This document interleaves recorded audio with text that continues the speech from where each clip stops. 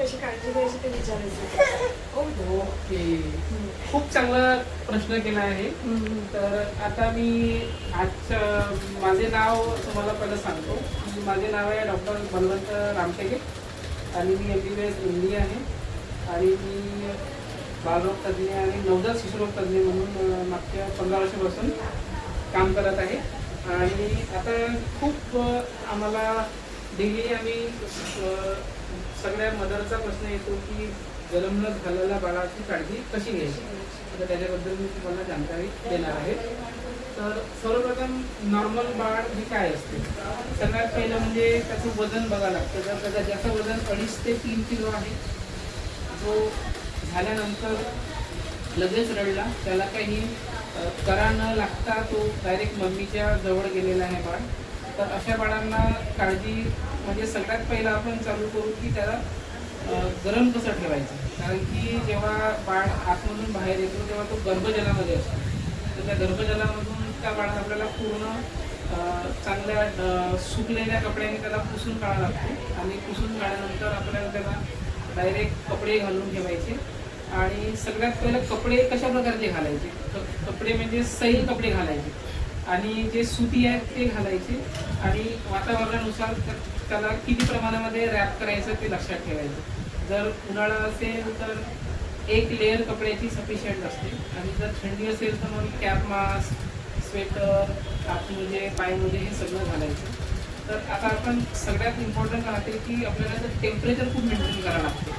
तर त्याचा कलर बघायचा. जर कलर काळा निळा असेल, काळा असेल तर आपल्याला त्याला आणखी त्याला रॅप करायची गरज आहे. आणि टेम्परेचर एकदा आपलं सेट झालं की आम्ही त्याला मम्मीकडे त्याला आम्ही देतो. आणि सगळ्यात पहिलं मम्मीकडे दिल्यानंतर सगळ्यात इम्पॉर्टंट काम म्हणजे की ब्रेस्ट फिडिंग असते. ब्रेस्ट फिडिंग करायचं आणि ब्रेस्ट फिडिंगच करायचं इम्पॉर्टंट आहे की वरचं दूध जेवढं देता नाही येईल तेवढं चांगलं आहे. सुरुवातीला ब्रेस्ट फिडिंग करताना थोडं चिकट दूध येणार, तर ते असं वाटतं की कमी असेल, पण ते कमी नसते. ते त्याला आम्ही कोलेस्ट्रॉल म्हणतो, म्हणजे जे पहिल्या 3 दिवसामध्ये येतो. आणि त्याच्यामध्ये एनर्जी खूप जास्त असते, अँटीबॉडी असतात आणि त्याच्यामध्ये ते बाळासाठी म्हणजे पूरक असते तेवढंच. आणि जेवढं त्याला पाहिजे असते तेवढंच ते बनते पण. आणि ब्रेस्ट फिडिंग करताना एका वेळेस एका साईडलाच फिडिंग करायचं, एका बाजूलाच, आणि 15 ते 20 मिनटं फिडिंग करायची. आणि फिडिंग करताना त्याची पोझिशनिंग आणि मम्मीचे जे पाठ आहे ते पाठ पूर्ण स्ट्रेट पाहिजे आणि बाळ आपल्या जवळ घ्यायचं बाळात. आणि त्याला 15 ते 20 मिनटं दिल्यानंतर त्याला खांद्यावर घेऊन फिडिंग करत असताना, दूध पाजत असताना त्याच्यावर काही हवा पण जाते असते, तर ते आपल्याला त्याला ढेकर म्हणतो आपण, ते ढेकर पण काढायची असते. ते झाल्यानंतर आम्ही त्याला मग डायरेक्ट आपल्या बेडवर मम्मीच्या बाजूला ठेवायचं. आणि आम्ही त्याला म्हणतो कांगारू मदर केअर, म्हणजे ते कांगारूसारखं बाळाला आपल्या जवळ ठेवायचं आणि स्किन टू स्किन कॉन्टॅक्ट झाला पाहिजे. त्याच्यामुळे बाळाचं टेम्परेचर पण आणि मेंटेन होते आणि जे बॉन्डिंग आहे आई आणि बाळाची ते पण छान होते. आणि दुसरी गोष्ट म्हणजे एकदा स्किन टेम्परेचर झालं, कपडे घातले की त्याला आपल्याला दूध पाजून झालं की आणखी नॉर्मल काळजी काय घ्यायची असते. तर आपल्याला हेड टू टो काळजी घ्यायला असते. ते त्या डोळ्याची काळजी कशी घ्यायची आपण ते शिकू. तर डोळे नॉर्मल कॉटन ओला करून त्यांनी चांगल्या प्रकारे क्लीन करायचं आणि त्याच्यामध्ये काही हल्दी वगैरे, काजळ वगैरे नाही लावायचं. नंतर आपल्याला जे कॉट राहतो, आपलं नाड पडल्यानंतर जे नाभी राहते त्या नाभीवर हल्दी नाही लावायची त्याला. आणि एक अँटीबायोटिकचं एक अँटीसेप्टिकवालं पावडर भेटतात, क्रीम भेटतात, ते लावायचं असते. आणि हे 2 काळजी झाल्यानंतर आपल्याला त्याच्या स्किनची काळजी घेणं फार जरुरी असते. तर स्किनसाठी आपल्याला मार्केटमध्ये खूप साऱ्या प्रकारचे प्रॉडक्ट्स अवेलेबल आहेत, पण प्रॉडक्ट चूज करत असताना आपल्याला त्याच्यामध्ये त्याची pH वगैरे ॲसिडिक असेल आणि ज्या सोपमध्ये किंवा ज्या लोशनमध्ये ॲलोवेरा असेल ते लोशन आपल्याला वापरायचं असते. आणि दुसरी गोष्ट त्याच्यासोबत आपल्याला आंघोळ असते मेन की डिलिव्हरीनंतर आंघोळीची गरज नसते, पण नंतर 2-3 दिवसानंतर आपल्याला आंघोळ डेली नाही केली तरी चालेल. नंतर आपल्याला त्याची आंघोळ कधी करायची तर ते वातावरणानुसार असते. जर थंडीचा असेल तर आपल्याला पुसून काढलं तरी चालेल. कोमट पाण्यामध्ये कपडा घेऊन त्याला पुसून काढायचं, त्याला आम्ही स्पॉन्जिंग म्हणतो. आणि जर गरमीचा मग असेल तर तुम्ही डेली रोज त्याची आंघोळ करू शकता. जसं मी सांगितलं तर सोप वापरायचा आणि आंघोळ सनलाईटमध्ये करायचं. त्यानिमित्ताने त्याला थोडं सन एक्सपोजर पण भेटेल आणि व्हिटॅमिन डी पण त्याच्या शरीरामध्ये चांगल्या प्रकारे व्यवस्थित तयार होईल. आणि बाजू झाल्यानंतर त्याला कपडे घालायचे. आणि इम्पॉर्टंट याच्यामध्ये असतं की मसाज खूप इम्पॉर्टंट आहे, खूप जरुरी आहे मसाज. कारण की मसाजचे म्हणजे फायदे खूप जास्त आहेत. तर बाळाला आंघोळीच्या पहिलं कोणत्याही प्रकारचं तेल तुम्ही वापरू शकता. जसं आपण सगळ्यात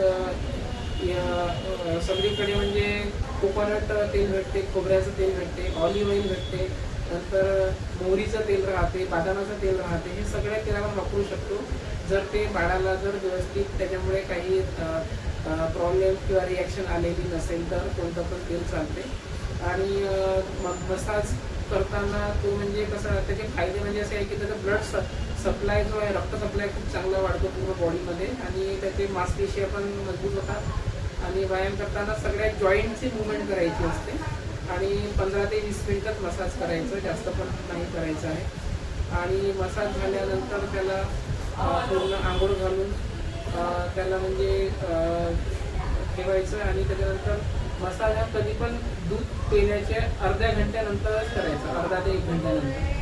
आणि त्याच्या मसाजनंतर बाळाला चांगली झोप पण येते, बाळ एकदम कूल राहतो. आणि त्याचं जे नाईट कोलिक आहे, रात्रीला जे बाळ रडतात त्याचे पण चान्सेस कमी होऊन जातात. आता एवढं बेसिक काळजी राहते बाळाची.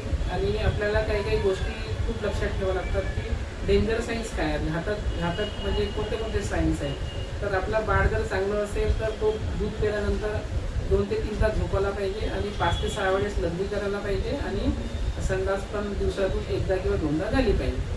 संडास ही कधी कधी पातळ राहते तर ते नॉर्मल असते.